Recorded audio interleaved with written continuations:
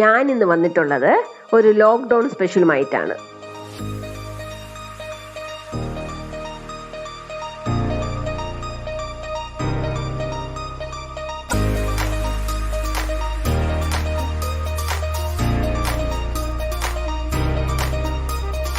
Hi friends, ഞാൻ മിനിയാണേ.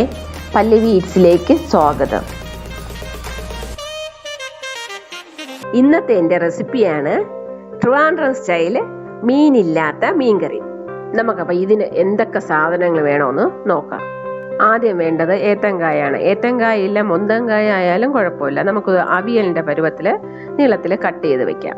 അടുത്ത് വേണ്ടത് ഒരു ചെറിയ മുരിങ്ങയ്ക്ക. അത് ഇതുപോലെ അവിയലിൻ്റെ അതേ നീളത്തിന് തന്നെ കട്ട് ചെയ്തിട്ട് അത് രണ്ടായിട്ട് കട്ട് ചെയ്ത് വെക്കണം.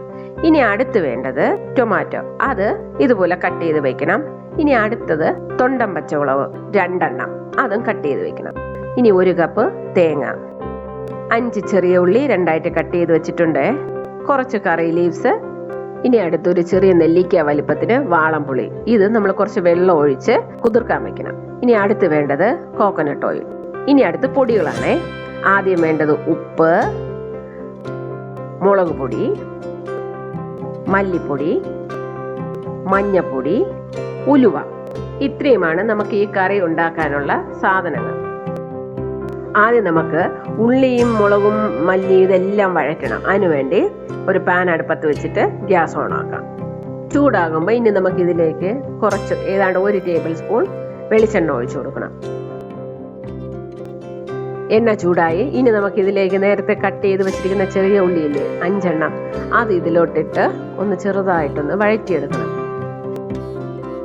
വഴറ്റണമെന്ന് പറഞ്ഞാൽ അങ്ങ് നന്നായിട്ട് ബ്രൗണിഷ് കളറൊന്നും ആവേണ്ട. ഉള്ളി ഒന്ന് ട്രാൻസ്പെറന്റ് ആവണം, അതുവരെ വഴറ്റാം.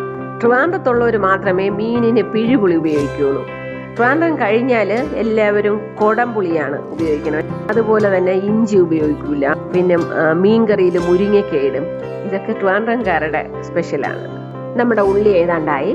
ഇനി നമുക്കിതിലേക്ക് പൊടികൾ ചേർക്കാം. ആദ്യം 1.5 സ്പൂൺ മുളക് പൊടി. എൻ്റെ കയ്യിലുള്ള ഈ മുളക് നല്ല എരിവാണ്. കളർ അധികം വരില്ല, പക്ഷെ നല്ല എരിവുണ്ട്. അതുകൊണ്ടാണ് ഞാൻ 1.5 സ്പൂൺ ചേർക്കുന്നത്. അടുത്ത് ചേർക്കേണ്ടത് 1.5 സ്പൂൺ മല്ലിപ്പൊടി. ഇനി അടുത്ത് ചേർക്കുന്നത് 1/2 സ്പൂൺ മഞ്ഞൾപ്പൊടിയും അതുപോലെ 1/2 സ്പൂൺ ഉലുവപ്പൊടിയും. ഇതെല്ലാം കൂടെ ഇട്ട് നന്നായിട്ടൊന്ന് മിക്സ് ചെയ്ത് ഈ പൊടിയുടെയൊക്കെ പച്ചമണം മാറുന്നത് വരെ നമുക്ക് അതിൻ്റെ മണം അറിയാൻ പറ്റും. നല്ലൊരു മണമായിരിക്കും. അതുവരെ ഒന്ന് ഇളക്കിയെടുക്കാം. ലാസ്റ്റ് കുറച്ച് കറിവേപ്പില അതും കൂടെ ഇട്ട് നന്നായിട്ടൊന്ന് ഇളക്കിയെടുക്കാം. നമ്മുടെ പൊടികളെല്ലാം ആയിട്ടുണ്ട്. ഇനി ഞാൻ ഗ്യാസ് ഓഫ് ചെയ്യുവാണേ. ഇനി നമുക്കിതിനെ അരച്ചെടുക്കണം. അതിനുവേണ്ടി ഞാൻ മിക്സിയുടെ ജാറിലേക്ക് തേങ്ങ ഇട്ടിട്ടുണ്ട്. ഇനി നമ്മൾ മൂപ്പിച്ച് വെച്ചിരിക്കുന്ന ഉള്ളിയും എല്ലാം കൂടെ ജാറിലേക്ക് ഇടാം. ഇനി നമ്മൾ എടുത്തു വെച്ചിരിക്കുന്ന പുളിവെള്ളം അതുകൂടെ ഒഴിക്കാം. ഇനി നമുക്കിതിലേക്ക് ആവശ്യത്തിന് ഉപ്പും കൂടെ ഇട്ടിട്ട് ഒന്ന് അരച്ചെടുത്തിട്ട് വരാം. മഷി പോലെ അരക്കണ്ട, നന്നായിട്ട് അരഞ്ഞു പോകണ്ട, എന്നാൽ തീരെ അരയാതെ ഇരിക്കണ്ട. അങ്ങനത്തെ സ്റ്റൈലിലാണ് അരച്ചെടുക്കേണ്ടത്. ഇനി നമുക്ക് അടുത്ത് ഗ്യാസ് ഓണാക്കി നമ്മൾ ഏത് പാത്രത്തിലാണോ കുക്ക് ചെയ്യേണ്ടത് അത് വെക്കാം. ഞാനിപ്പോൾ ഇവിടെ മൺചട്ടിയാണ് യൂസ് ചെയ്തിരിക്കുന്നത്. ഇത് ഈ കൺസിസ്റ്റൻസിയിൽ വേണം നമ്മൾ അരച്ചെടുക്കാൻ. നമുക്ക് ഈ കൂട്ട് ചട്ടിയിലേക്ക് ഇടാം. എന്നിട്ടും ജാറ് കഴുകി കുറച്ച് വെള്ളവും കൂടെ ഒഴിക്കാം. ഇത്രയും വെള്ളം പോരാ, ഇനി ഏതാണ്ട് 1 കപ്പ് വെള്ളം കൂടെ വേണ്ടി വരും. ഇതും കൂടെ ഇട്ട് നന്നായിട്ടൊന്ന് ഇളക്കാമേ. ഇനി നമുക്ക് ഈ കൂട്ടൊന്ന് തിളയ്ക്കണം. അതുവരെ ഒന്ന് വെയിറ്റ് ചെയ്യണം. ഞാൻ ഒരു കാര്യം പ്രത്യേകിച്ച് പറയണം, ഞാൻ 1.5 സ്പൂണ് മുളക് പൊടിയെ ഉപയോഗിച്ചിട്ടുള്ളൂ. എൻ്റെ കയ്യിലുള്ള മുളക് സൂപ്പർ എരിവാണ്.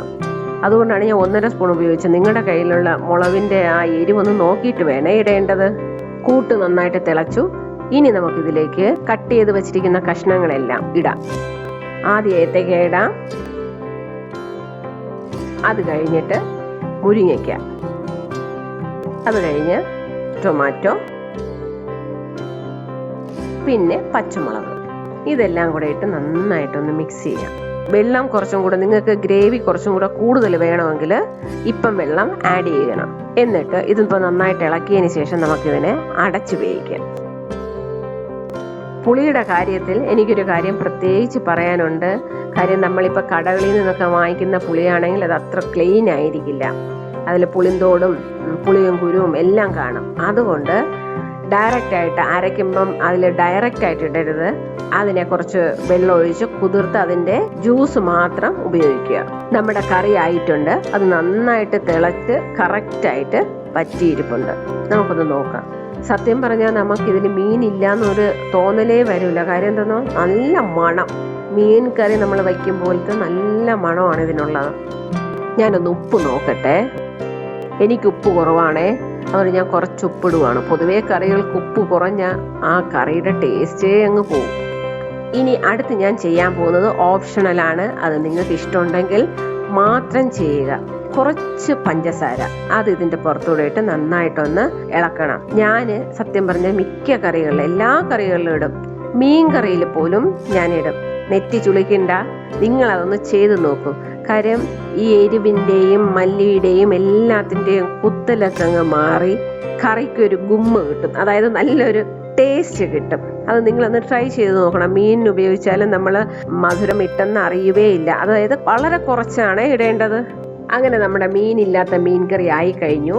അത് അടച്ചു വയ്ക്കുന്നതിന് മുന്നേ നമ്മൾ അതിൽ കുറച്ച് കറിവേപ്പില ഇടൂലേ, അത് ഡയറക്റ്റ് ഇടാതെ ഒരു പാത്രത്തില് കറിവേപ്പിലയും കുറച്ച് വെളിച്ചെണ്ണയും കൂടെ ഒഴിച്ച് കൈ കൊണ്ട് നന്നായിട്ട് ഞവടിയിട്ട് അതിന്റെ ആ കറിയുടെ പുറത്തേക്കൊന്ന് ഒഴിച്ച് ഉടൻ തന്നെ അങ്ങ് അടച്ചു വെക്കുക. എന്നിട്ട് സെർവ് ചെയ്യണ സമയത്ത് മാത്രമേ അതിന്റെ അടപ്പ് തുറക്കാവൂ. അപ്പൊ തുറക്കുമ്പോൾ എന്താ മണമെന്നറിയാമോ? പച്ച വെളിച്ചെണ്ണയും കറിവേപ്പിലയുടെയും ഒക്കെ ഒരു പ്രത്യേക നല്ലൊരു മണം. നമുക്ക് ആ കറിയോട് ഒരു പ്രത്യേക ഇഷ്ടം തോന്നും. അങ്ങനെ നമ്മുടെ മീനില്ലാത്ത മീൻ കറി ആയിട്ടുണ്ട്. ഈ വീഡിയോ ഇഷ്ടപ്പെട്ടാലേ ഒന്ന് ലൈക്ക് ചെയ്തേക്കണേ. അതുപോലെ നിങ്ങൾ ഈ ഡിഷ് തീർച്ചയായിട്ടും ട്രൈ ചെയ്യണം. എന്നിട്ട് അതിൻ്റെ കമൻസും എനിക്കിടണം. പിന്നെ വേറൊരു കാര്യം, ഇതുവരെ എൻ്റെ ചാനൽ സബ്സ്ക്രൈബ് ചെയ്യാത്തവർ പ്ലീസ് ഒന്ന് സബ്സ്ക്രൈബ് ചെയ്തേക്കണേ. താങ്ക്